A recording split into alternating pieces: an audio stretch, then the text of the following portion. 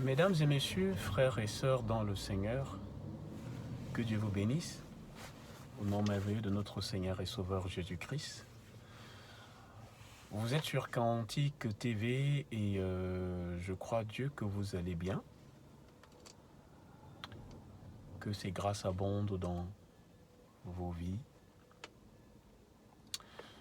Et bien, nous sommes dans une série qui est Dire Dieu dans la tempête. Sur l'annonce, si Dieu le permet, je mettrai plutôt l'hashtag qui sera DDD. Donc, D pour dire, D encore pour Dieu et T pour tempête. DDD. Donc, sur cette série Dire Dieu dans la tempête, donc c'est la troisième, c'est le troisième partage avec vous. Et je crois Dieu que vous êtes abondamment bénis et que cela apporte des réponses à vos attentes en esprit. Avant d'aller plus loin, on va dire un mot de prière. Prions. Éternel Dieu Tout-Puissant, Père de notre Seigneur et Sauveur Jésus-Christ, nous te sommes infiniment reconnaissants, Père, pour chaque jour. Parce que chaque jour est une occasion de revenir à toi afin de corriger ce qui ne va pas dans nos vies. Merci de nous donner la capacité, Dieu, de changer et de tendre à ce que ton cœur aime. Au nom de Jésus-Christ. Amen. Voilà, frères et sœurs dans le Seigneur, comme je le disais tout tantôt, nous sommes à notre troisième partage de Dire Dieu dans la tempête. Et aujourd'hui, on va aborder un thème qu'on voit tous ces derniers temps. Et pour vous faire languir, je voudrais déjà vous donner quelques écritures qu'on va aborder. Comme ça, ceux qui suivront la vidéo alors qu'ils sont à la maison ou qu'ils ont un moment, ils peuvent avoir les écritures devant eux et vérifier si ce qu'on dit est juste ou pas. Comme les Juifs de Bérée dans le Nouveau Testament, dans le livre de Corinthiens, ils allaient vérifier si ce qu'on leur disait était juste. Donc, c'est important de vérifier, de faire des recherches si ce qu'on vous dit est juste ou pas. Donc, nous aurons les Écritures dans le livre de Genèse, Genèse chapitre 4, versets 1 à 16. La deuxième Écriture sera dans le livre de Daniel, le chapitre 3, versets 1 à 30. Et la troisième Écriture sera dans le livre de Rois, 1 Roi 3, chapitre 16 à 28, avec un bonus dans le livre de Matthieu, chapitre 10, versets 16 et 17. Je reprends. Genèse chapitre 4, verset 1 à 16, Daniel chapitre 3, verset 1 à 30, 1 Roi chapitre 3, verset 16 et 28, et enfin le petit bonus, Matthieu 10, 16 et 17. Pourquoi ce partage? Parce que actuellement on vit une époque où nous voyons le côté méchant de l'être humain ressortir. Ressortir beaucoup plus. Pourquoi? Parce que l'ennemi, le diable, procédera toujours par des scissions, des divisions, afin de s'aimer le chaos, afin de mieux avoir l'emprise sur les populations. Pourquoi je dis cela? Je dis cela pourquoi? Parce que il y a un proverbe qui dit « Certaines personnes ne vous aimeront pas parce que vous représentez ce qu'ils ne posséderont jamais. » vous représentez les lacunes, vous les rappelez les lacunes qu'ils ont dans leur vie. Vous arriverez quelque part, personne ne vous connaît, mais la personne vous regarde. Le reflet que vous renvoyez crée en lui un mal-être et il se met à vous détester pour ça. Votre différence amènera des problèmes dans la société. Votre foi amènera des problèmes dans la société. Votre engagement amènera des problèmes dans la société. Votre manière de faire, d'agir, de parler amènera des problèmes dans la société parce que l'homme aime quand on fait comme lui. L'être humain a tendance à vouloir que tout le monde aille dans la même direction que lui. Mais Dieu nous a créés différents. Dieu nous a fait chacun individuellement. Comme les empreintes de nos mains, comme l'ADN dans notre sang, nous sommes différents. Nous sommes composés de manière différente. Parce que Dieu ne nous a pas composés comme des machines, comme des robots. Il nous a donné la capacité de faire la différence entre le bien et le mal, de choisir ce qui est juste et ce qui ne l'est pas, ce qui est bien pour nous et ce qui ne l'est pas. C'est ça la merveilleuse chose que Dieu a fait. En plus de ça, il nous a donné ce libre arbitre, le libre arbitre. Frères et sœurs dans le Seigneur, nous vivons des temps où une certaine catégorie de personnes, parce qu'ils ont adhéré à un soi-disant système, j'utilise des mots codés pour ne pas avoir à blesser les uns les autres, pas tous, une certaine catégorie de ceux qui ont adoré et adhéré à un système regardent les autres comme des personnes non grata. Suivez mon regard. Non grata parce que vous n'avez pas fait comme eux. Non grata parce que vous avez gardé un certain recul. Non grata parce que vous avez résolu de ne pas vous compromettre. Rien qu'à partir de cela, les hommes, la société, peuvent vous regarder comme un pire ennemi. Allons dans les Écritures pour avoir des mots plus justes pour accompagner mon propos. Et la première écriture, comme je vous l'ai dit en entrée, on va aller dans le livre de Genèse. Le commencement. Le premier crime que l'ennemi va commettre, le premier crime que l'humanité va connaître, survient dans une famille entre deux frères. Et si vous êtes plongé dans les Écritures, le livre de Genèse, chapitre 4, versets 1 à 16, relate un récit tragique d'un drame qui va arriver entre Caïn et Abel.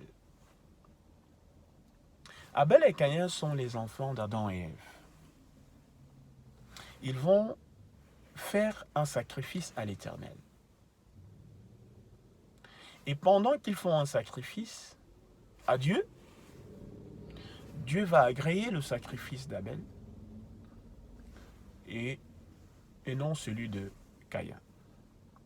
À la suite de cela, Caïn va entrer dans une jalousie énorme au point qu'il va commettre l'irréparable. Tuer son frère.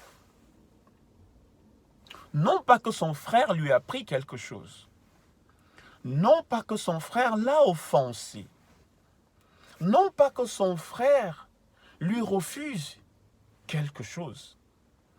Juste que son frère a eu l'approbation de l'Éternel. À partir de là, Caïn va juger que son frère ne mérite pas de vivre. Voyez-vous jusqu'à où l'être humain est capable d'aller dans la méchanceté. C'est Dieu qui agrée. C'est Dieu qui donne. Il dit, j'élèverai un, j'abaisserai un autre. Il est le Dieu de ceux qui sont dans l'Église et ceux qui sont à l'extérieur de l'Église. Il est le Dieu de tous les hommes. Si certains ont l'approbation de Dieu, il faut plutôt chercher pourquoi est-ce que ces gens ont l'approbation de Dieu et non entrer dans une grosse jalousie. Vous pouvez être dans une assemblée, un frère est béni. Réclamez votre part à Dieu. Réjouissez-vous même avec ce frère qui est béni. Vous pouvez être dans une maison, dans une entreprise. Quelqu'un a un poste, quelqu'un a un avantage, quelqu'un a les félicitations de l'employeur et tout. Pourquoi cela va susciter en vous de la colère, de l'émoi, de la jalousie? Eh bien, ça vient de notre ennemi, le diable. Parce que la jalousie est un fruit du péché. La haine est un fruit du péché. Vous ne pouvez pas être jaloux et dire que vous êtes un enfant de Dieu. Envieux et dire que vous êtes un enfant de Dieu. Alors, revoyez votre position vis-à-vis de cela, parce que c'est un sentiment très, très, très fort. C'est un sentiment qui rentre facilement dans le cœur. Caïn va donc tuer son frère, parce que son frère a fait une offrande et que l'Éternel a agréé une offrande. À partir de là, la voix de Caïn va rentrer dans l'humanité. Et cette voix existe jusqu'au jour d'aujourd'hui. Par jalousie, un frère entre en conflit avec un frère. Par jalousie, un homme va saboter le mariage d'un autre. Par jalousie, une femme va empoisonner une autre femme parce qu'elle s'est mariée. Par jalousie, on va saboter son collègue auprès du responsable pour qu'on soit bien vu. C'est la voix de Caïn.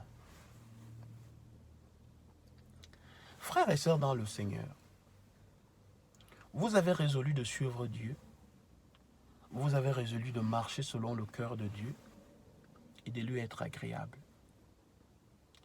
Eh bien, il faut redoubler de courage parce que sur cette voie-là, dans cette barque-là, comme je l'ai dit au premier partage de cette série, nous allons rencontrer beaucoup de difficultés. Pour un morceau de pain, on peut vous vouloir du mal. Aujourd'hui, on voit des personnes, pour aller plus loin, qui ont choisi de s'injecter un liquide, se sentir désagréable, devenir désagréable vis-à-vis de ceux qui n'ont pas adhéré à ce système-là. Ou de se sentir même supérieur vis-à-vis de ceux qui ont résolu de ne pas adhérer à ce système-là. Non seulement les lois des hommes amènent ceux qui ont résolu de ne pas prendre cette injection dans une sorte de bulle, de personnes non grata, des personnes, comme pour dire, c'est à cause d'eux que l'humanité connaît tous les problèmes. Mais on voit également que même autour de nous, on regarde ceux qui ont résolu de ne pas prendre cette injection, on les regarde comme des personnes non grata. La source du mal, la source du problème, la source de toutes les difficultés que l'on traverse en ce moment.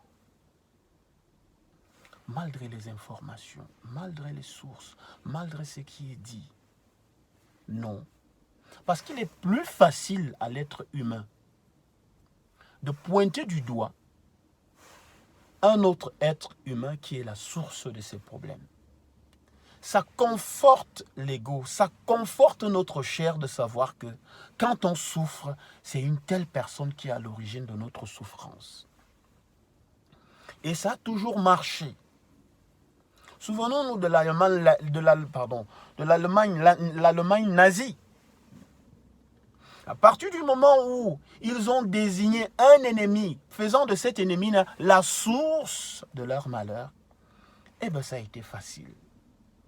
Disons, c'est l'ennemi, c'est cet ennemi qu'il faut détruire. Bien plus tard, à presque 100 ans aujourd'hui, on se rend compte que ce n'était pas le bon choix. Souvenez-vous du génocide au Rwanda, où les Hutus et les Tutsis qui vivaient ensemble dans un territoire, subitement se sont levés un matin et ont dit: nos ennemis, c'est les Tutsis. Une nuit, ils s'arment de machettes et chaque voisin se met à tuer son autre voisin. Plus d'1 million de morts tués à la machette. Et pour quelles raisons?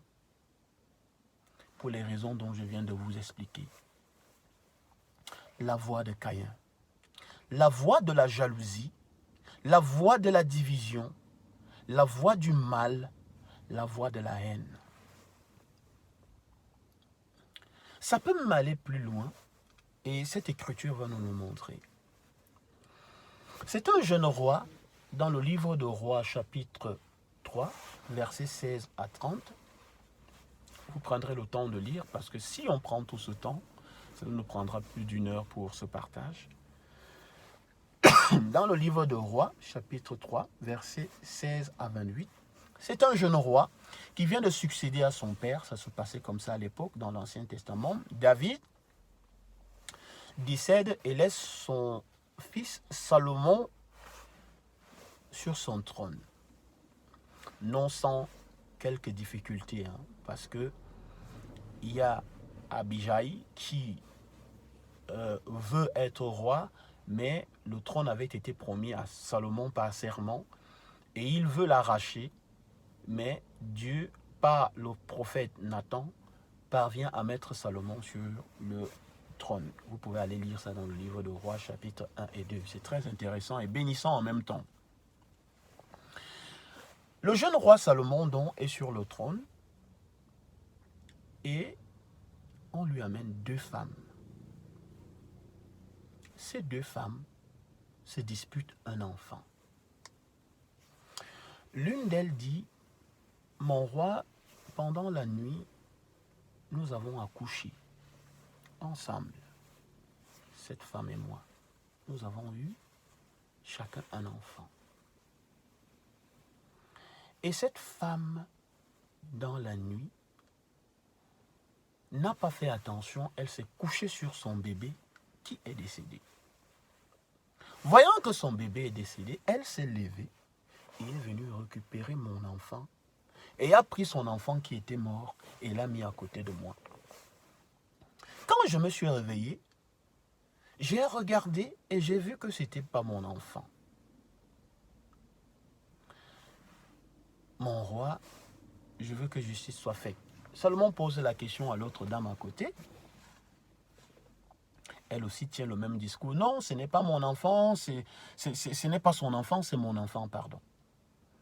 Et le roi, dans la sagesse de Dieu, va dire quelque chose de terrible. Il va dire, ok, chacune de vous dit c'est mon enfant. Toi tu dis c'est mon enfant. Mais on ne sait donc pas à qui appartient l'enfant. Donnez-moi une épée.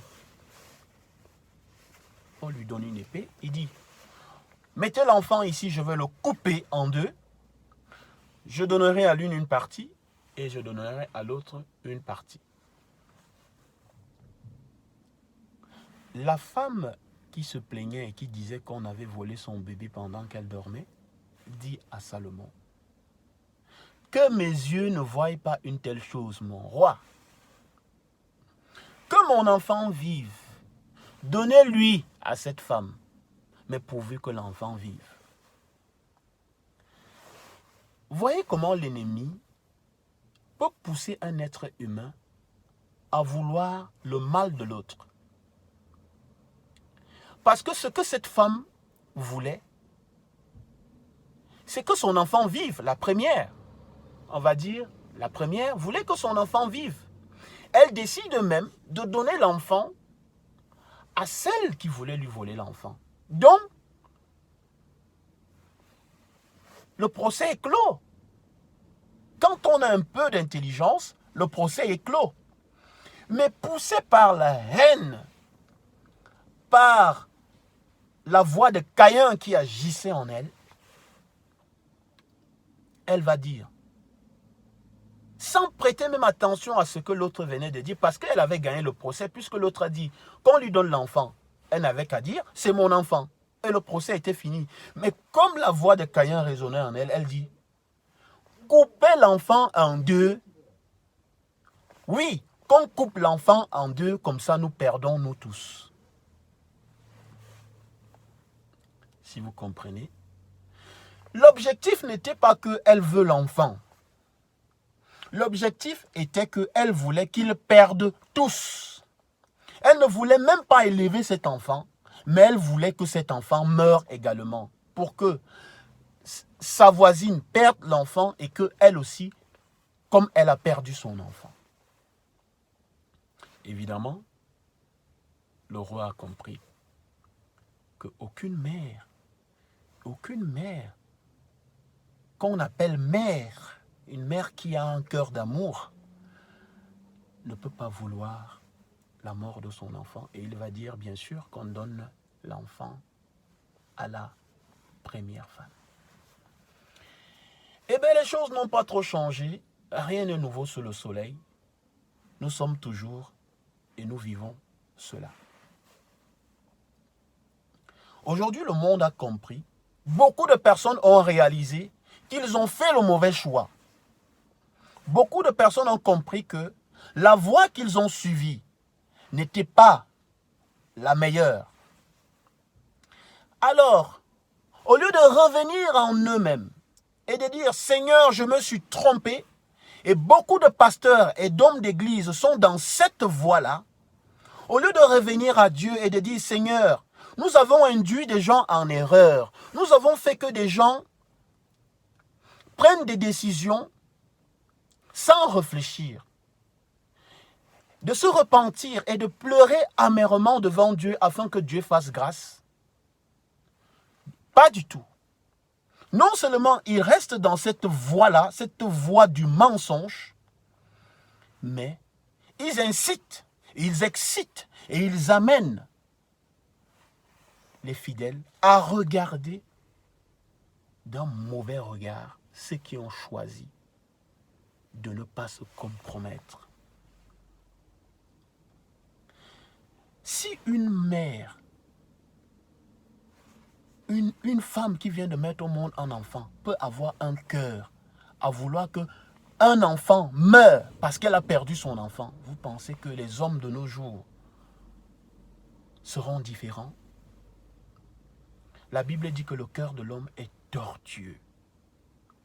Le cœur de l'homme est tellement tortueux que toutes ses pensées se portent vers le mal. Le cœur de l'homme est tellement tortueux que toutes ses pensées se portent vers le mal. Nous sommes à 25 minutes, nous tirons à la fin. Pour partager l'avant-dernière écriture dans le livre de Daniel. Daniel, de chapitre 3, verset 1 à 30, nous n'allons pas lire. C'est Shadrach, Mishka et Abed-Nego qui se retrouvent dans la fournaise ardente alors que le roi Nebuchadnezzar a érigé une statue d'or afin que tout le monde puisse se prosterner et l'adorer. Beaucoup de frères ont partagé là-dessus, vous pouvez aller suivre, il y a beaucoup de vidéos là-dessus. Je ne reviendrai pas dessus et je rends d'ailleurs grâce à Dieu parce que les frères ont dit l'essentiel. Il y a un point important que je voudrais souligner ici et qui abonde dans notre contexte. C'est la manière à laquelle on répond à l'esprit de Caïn. À l'esprit de Caïn, on ne répond pas par la violence. À l'esprit de Caïn, on ne répond pas par des coups de poing. À l'esprit de Caïn, on ne répond pas par des armes, plus ou moins physiques, mais à l'esprit de Caïn, on répond par des armes spirituelles. Shadrach, Mishka et Abed-Nego vont dire au roi, « Ô roi, vis éternellement. Notre Dieu est capable de nous délivrer. Ô roi, et même s'il ne nous délivre pas, nous ne te répondrons pas là-dessus.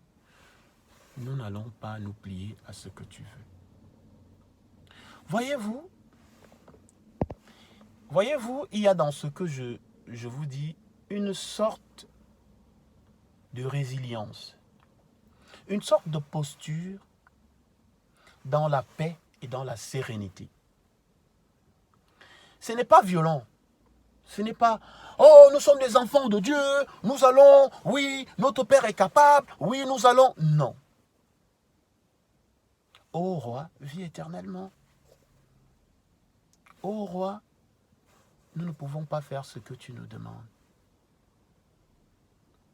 C'est une position de s'abandonner totalement à Dieu dans la paix et dans la simplicité. Souvenez-vous de comment Jésus se comportait devant Pilate.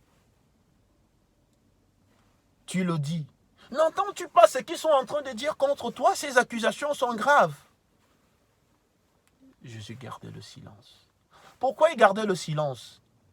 Parce qu'il savait que en chaque homme, ce n'est pas l'homme qui agit, mais c'est l'esprit de Caïn qui est derrière l'homme, qui est en train d'agir et qui excite la querelle, qui excite l'animosité, qui excite la jalousie, qui excite la haine.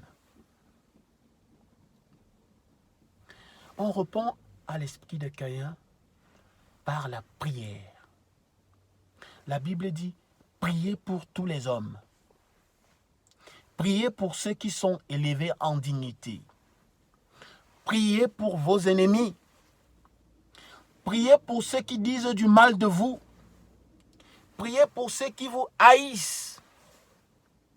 Priez pour ceux qui ne veulent même pas vous voir. Priez pour vos collègues. Priez pour vos patrons. Priez pour les présidents de vos pays, les ministres. Priez pour vos frères qui vous détestent. Parlant de frères, ce n'est pas un étranger qui a vendu Joseph aux Madianites qui l'ont vendu à Potiphar en Égypte. Ce sont ses propres frères. Priez pour vos frères.